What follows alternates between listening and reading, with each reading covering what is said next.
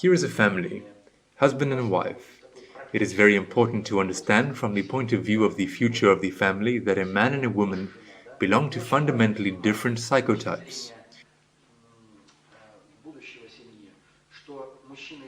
What does it look like? A woman is predetermined by nature to give birth to a child. Therefore, for a woman, the most important thing that dominates her behavior is momentariness. Here she has a child, and she needs that at this particular moment the child would be alive, whole, fed.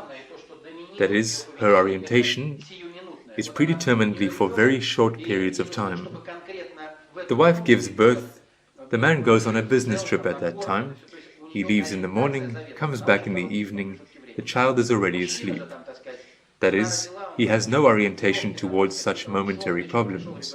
He has long-term problems. For example, after 3 years, something needs to be decided with a dacha or an apartment, and he lives in much longer intervals of time. What does it look like?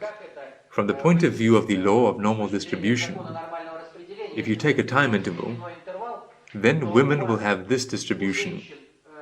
Well, there are, of course, women like Margaret Thatcher who think 100 years ahead, but basically most women live for a period of 35 days.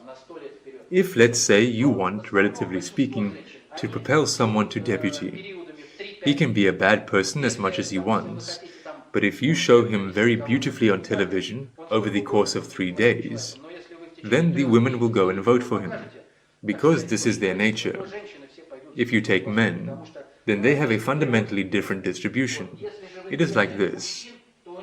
That is, men are guided by much longer time intervals. Now, if the time is here, then you understand that there are a lot of men who think in terms of 10 years, 100 years. We think in terms of 1,000 years. We form processes like that. And therefore, if this understanding is not there, the woman's destiny is to take the family away from some kind of instant danger. That is, this is especially evident in the example of boys and girls.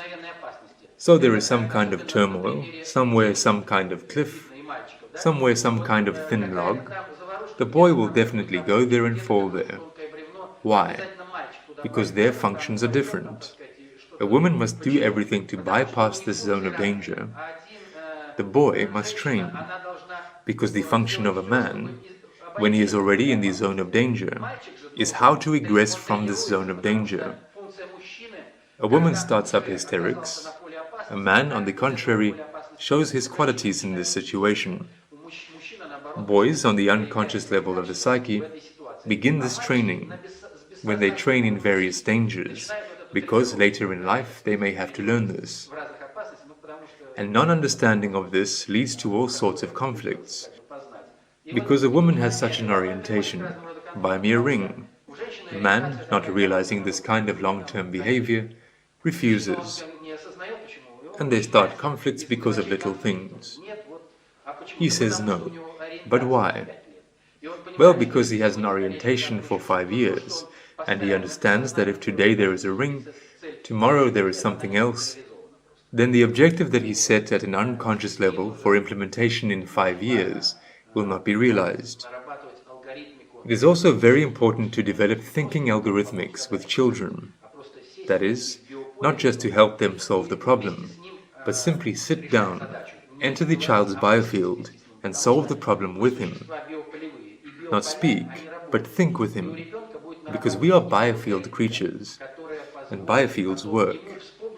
And the child will develop a certain algorithmics, which will then allow him to remember the situation and enter into the solution of any problem, and not just some specific one.